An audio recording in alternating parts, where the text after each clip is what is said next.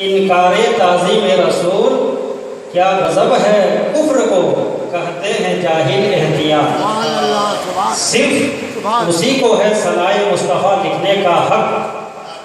اس مصرع کے پس منظر میں یہ کہنا چاہوں گا کہ نعت کو کیا معیار مطلوب ہے۔ نعت کہتے وقت کن باتوں اور اصولوں کا لحاظ ملحوظ خاطر رکھنا ضروری ہے، مقام مصطفیٰ کے عظمتوں کو کتنا زیادہ جاننا ضروری ہے، محسن کائنات کی نعت کہتے وقت رب و یابس سے بچنا کتنا ضروری ہے۔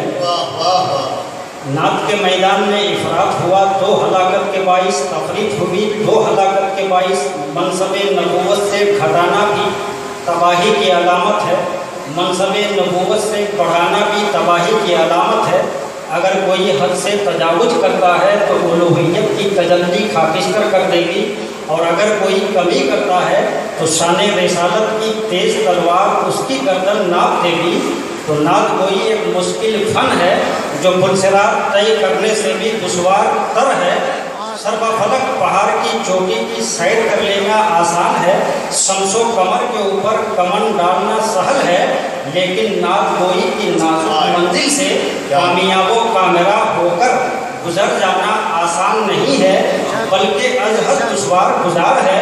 تو آپ شعر سنیں کہ صرف اسی کو ہے ثنائے مصطفیٰ لکھنے کا حق، صرف اسی کو ہے ثنائے مصطفیٰ لکھنے کا حق، جس قلم کی روشنائی میں ہو شامل احتیاط، جس قلم کی روشنائی میں ہو شامل احتیاط، اور جی میں آتا ہے لپٹ جاؤں مزار پاک سے۔ ارباب علم و دانش کے توجہات کے طالب مفکر اسلام حضرت علامہ نیاز احمد صاحب قبلہ اور اپنی فکر انگیز نکابت سے سامعین کے دلوں میں پھوٹتی ہوئی تپش کو شعلہ جوالہ بنا دینے والی ذات حضرت اسلم مصباحی صاحب قبلہ، صرف اسی کو ہے ثنائے مصطفیٰ لکھنے کا حق، جس قلم کی روشنائی میں ہو شامل احتیاط، اور جی میں آتا ہے لپٹ جاؤں مزار پاک سے، جی میں آتا ہے لپٹ جاؤں مزار پاک اللہ کی دلیل ہے۔ قرآن صحیح آتا ہے فَجَّاءَكُم مِّنَ اللَّهِ نُورٌ وَكِتَابٌ مُّبِينٌ۔ کیا کروں ہے میرے ارمانوں کے قاتل احتیاط، شکر ہے اس خدائے قدیر کا جو اپنے یاد کرنے والے کو کسی وقت نہیں بھولتا اور اپنے ترک سوالیوں کو کبھی مایوس نہیں فرماتا۔ وہ رب لم یزل جس نے لفظ کن سے کونین کی تخلیق فرمائی، اور لاتعداد درود و سلام اس ذات خیر الانام پر جن کے وجود مسعود کی برکتوں نے کائنات عالم کو وجود عطا کیا۔ آج کا یہ تاریخی اجلاس روح پرور محفل، نورانی بزم، مشام جاں کو معطر کرنے والی تقریب، جس میں آپ کا خادم محمد حسین دیناز پوری تیسری بار حضوری کی سعادت حاصل کر رہا ہے۔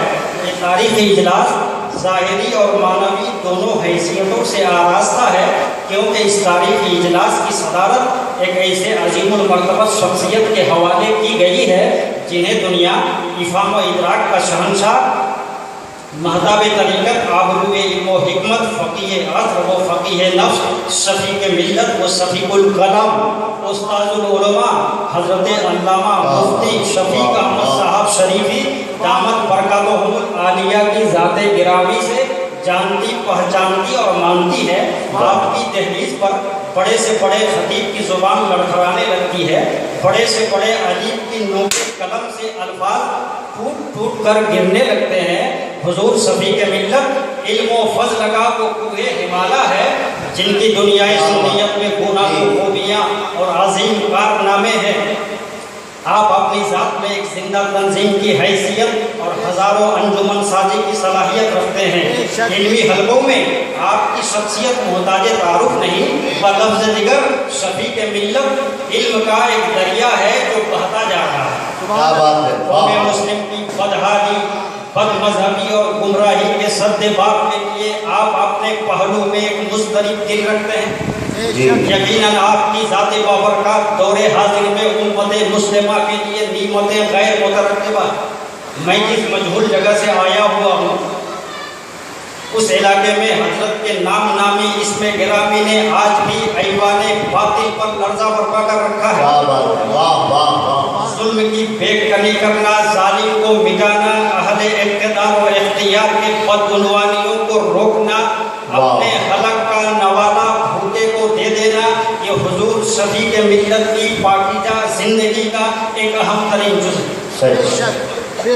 میدان درس کے شہسوار ہونے کے ساتھ ایک نادر المثال مصنف بھی ہیں، ایک نادر المثال خطیب بھی ہیں، ایک نادر المثال فقیہ بھی ہیں، ایک نادر المثال مفتی بھی ہیں، ایک نادر المثال مفکر بھی ہیں، ایک نادر المثال مدبر بھی ہیں، فن خطابت کے تاجدار بھی ہیں، تو میدان درس و تدریس کے شہسوار بھی ہیں، بانی مدارس کثیرہ بھی ہیں۔ اما ایک ہی ذات ہو، اس ذات میں یہ سارے فنون کو سمیٹ دو، تو اسی ذات کو شفیع ملت مفتی اعظم اتر پردیش کہا جاتا ہے۔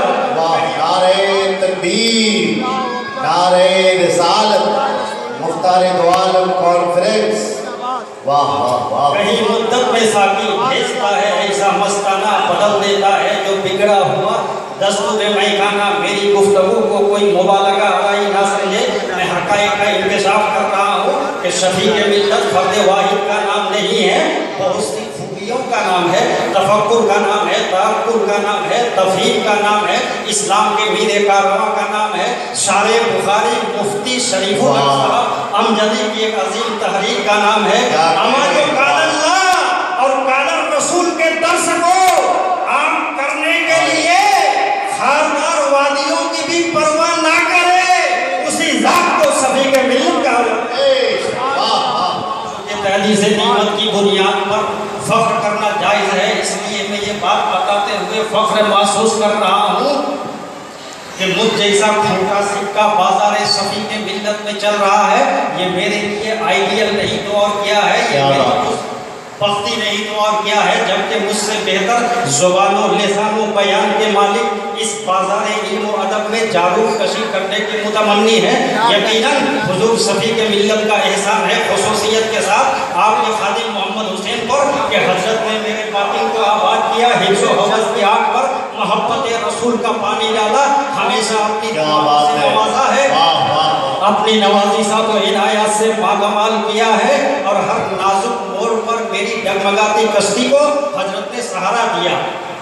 یہ بات کی صداقت سے خالی نہیں ہے کہ اس دور پرفتن میں آج جہاں گمراہی کے گڈھوں میں بھٹکانے والا یزید پلید کے لطفہ ناتحقیق کی اولادوں میں سے ایک اولاد ڈاکٹر ذاکر نائک جیسا نامراد اس دنیا میں موجود ہے، وہیں پر ہماری اور آپ کی مشترکہ خوشبختی یہ ہے کہ اس الہ آباد کی علمی و ادبی سرزمین پر ہمارے پھسلتے ہوئے قدم کو صراط مستقیم پر گامزن کرانے کے لیے فہم و ادراک کا شہنشاہ آبرو علم و حکمت حضور شفیع ملت کی بامراد ذات گرامی بھی موجود ہے۔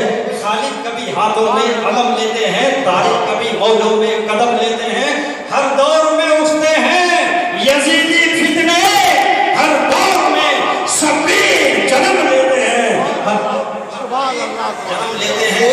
آج شفیع ملت کا قلم سیل روا بنا ہوا ہے، آپ کے قلم کی سیاہی ہمارے لیے قیامت تک مثال راہ ہے، اس لیے کہ جب آپ کے قلم سے سیاہی نکلتی ہے تو فتوائے افضل المدارس کا وجود ہوتا ہے۔ کیا بات ہے، واہ واہ۔ آپ کے قلم سے سیاہی نکلتی ہے تو دل کی دنیا کو زیر و زبر کرنے والی کتاب، کو بلائے روزگار کو آئینہ دکھانے والی کتاب، مسئلہ حلت و حرمت کے قانون کا درپن دکھانے والی کتاب، فتوائے دارالعلوم غریب نواز جیسا انمول تحفہ ہمیں ملتا ہے، اور آسانی بے کثیرہ ہے آپ کی، وقت کی قلت ہے، وقت کی نبض پر ہاتھ۔ نعرہ تکبیر، نعرہ رسالت، حضور شفیع ملت، مسلک اعلیٰ حضرت مختار دو عالم کانفرنس، نعرہ تکبیر، نعرہ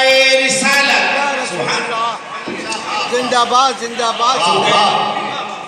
وقت کی نبض پر ہاتھ رکھ کر بولنا ہے اور آپ حضرات کو سمجھ کے سننا ہے، تو اور بھی تصانیف کثیرہ ہیں آپ کی، مگر میں یہ کہنا چاہوں گا جو لوگ شان شفیع کے ملت کو گھٹانے کے لیے شب و روز صحیح کر رہے ہیں اور جس کا یہ خواب ابھی تک شرمندہ تعبیر نہ بن سکا وہ لوگ خیر منائے اور محمد حسین دینان پوری کو سن لے کہ شان شفیع کے ملت تمہارے گھٹانے سے نہیں گھٹتے.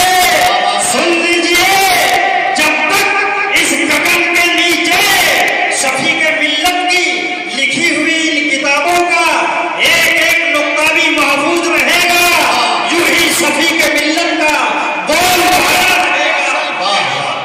نعرہ تکبیر، نعرہ رسالت، حضور شفیع کے ملت. واہ واہ. تمہارے تفکرات و تخیلات کو اگر دنیا دار پہ ناز ہے تو شفیع کے ملت کی ہر ہر سانس کو مدینے کے تاجدار پہ ناز ہے. اسی لیے تو شفیع کے ملت کی زبان پر گرد زبان ہے کہ اب میری نگاہوں میں جستا نہیں کوئی، اب میری نگاہوں میں جستا نہیں کوئی، جیسے میرے سرکار ہیں ویسا نہیں کوئی. اور کیوں نہ گرد زبان رہے، ہمارے نبی کی نعت تو قرآن پڑھ رہا ہے، قرآن شاہد یاد ہے کہ نبی کی جبین اقدس تاہا ہے، نبی کا چہرہ انور وردہا ہے، نبی کی آنکھیں ما زاغ البصر وما طغی ہے، نبی کی زلف عنبری واللیل اذا یغشی ہے، نبی کا سینہ مبارک الم نشرح لک صدرک ہے، نبی کا مقام ثم دنا فتدلی فکان قاب قوسین او ادنی ہے، نبی کا پاکیزہ لب وحی یوحا ہے، نبی کا کلام کلام خدا ہے، نبی کی ہر بات وحی خدا ہے. وما ینطق عن الہوی ان هو الا وحی یوحا، نبی کی اطاعت اطاعت خدا ہے. من یطیع الرسول فقد اطاع اللہ، نبی کی رضا رضائے خدا ہے. کلہم یطلبون رضائی وانا اطلب رضاک یا محمد صلی اللہ علیہ وسلم، نبی کی بیعت بیعت خدا ہے. ان الذین یبایعونک انما یبایعون اللہ، نبی کی ذات دلیل خدا ہے. قد جاءکم برہان من ربکم، نبی کا دیدار دیدار خدا ہے. من رآنی فقد رأى الحق، نبی کا اخلاق اخلاق عظیم ہے. انک لعلی خلق عظیم، نبی کی سیرت کا کوئی جواب ہے نہ نبی کی صورت کا کوئی جواب ہے، نہ جبین اقدس کا کوئی جواب ہے، نہ چہرہ انور کا کوئی جواب ہے، نہ زلف عنبری کا کوئی جواب ہے، نہ نبی کے لب و رخسار کا کوئی جواب ہے، نہ نبی کے دندان کا کوئی جواب ہے، نہ نبی کے خاندان کا کوئی جواب ہے. یہ حقیقت ہے، کوئی خواب نہیں. ہمارے نبی کا کوئی جواب نہیں. لا جواب نبی لا جواب. نعرہ تکبیر، نعرہ رسالت، مختار دو عالم کانفرنس. اور پرافٹ اور بیٹر دین الد پرافٹس، ہمارے نبی تمام نبیوں میں افضل، تمام نبیوں میں اعلیٰ. اعلیٰ حضرت فرماتے ہیں کہ سارے اونچوں میں اونچا، سمجھیے جسے ہے اس اونچے سے اونچا ہمارا نبی. تم سے خلا باوجود، تم سے ہے سب کا وجود، تم سے ہے سب کی بقا، تم پہ کروڑوں درود. کعبے کے بدر الدجا تم پہ کروڑوں درود، طیبہ کے شمس الضحیٰ تم پہ کروڑوں درود. ذات ہوئی انتخاب، وصف ہوئے لاجواب، نام ہوا مصطفیٰ تم پہ کروڑوں درود. یہ کون فرما رہا ہے؟ اعلیٰ حضرت فرما رہا ہے. اگر آج کل بد باطل لوگ اعلیٰ حضرت کو نہیں سمجھ پا رہے ہیں، ذرا سمجھیے. میں شرح و تفصیل میں نہیں جاؤں گا کیونکہ وقت کی قلت دامنگیر ہے. بطور اختصار میں بتا دیتا ہوں، جب میرے اعلیٰ حضرت حج کرنے کے لیے گئے تھے تو حاکم مکہ نے آپ سے سوال کیا تھا کہ مولانا امام احمد رضا خان یہ بتائیے نبی کے علم غیب کے بارے میں آپ کا کیا خیال ہے؟ تو اعلیٰ حضرت نے جواب دیا تھا برملا کہ سنیے، اللہ نے ہمارے نبی کو علم ما یکون عطا فرمایا. حاکم مکہ نے کہا کہ تمہارے پاس دلائل کیا ہے؟ غور و تدبر کی بات ہے. میرے اعلیٰ حضرت حج کرنے گئے تھے، لائبریری ساتھ میں لے کے نہیں گئے تھے، کتب خانہ ساتھ میں لے کے نہیں گئے تھے، مگر چونکہ بات آ گئی علم غیب مصطفیٰ کی، سر پہ بخار کا عالم ہے، طبیعت علیل ہے، عدالت ساتھ چھوڑنے کو تیار نہیں ہے، مگر بات آ گئی علم غیب رسالت کی تو اعلیٰ حضرت قلم اور کاغذ لے کے بیٹھ جاتے ہیں حرم شریف کے سامنے. سامنے کچھ نہیں ہے، فقط کعبہ کا دروازہ. تقریباً 8 گھنٹے میں 800 صفحات سے زائد ایک ذخیر مدلل مبرہن کتاب آپ نے قلم بند فرمائی. اس کتاب کا نام ہے الدولۃ المکیہ بالمادۃ الغیبیہ. آج کے اس ترقی یافتہ دور میں جو کتاب میرے اعلیٰ حضرت نے بخار کی حالت میں 8 گھنٹے میں لکھے تھے، آج کے اس ترقی सुभान अल्लाह, क्या बात, बहुत खूब, बहुत सुभान सुभान अल्लाह, सुभान अल्लाह।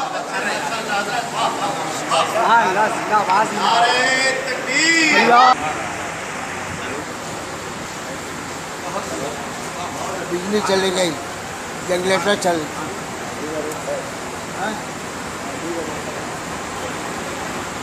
हवा हवा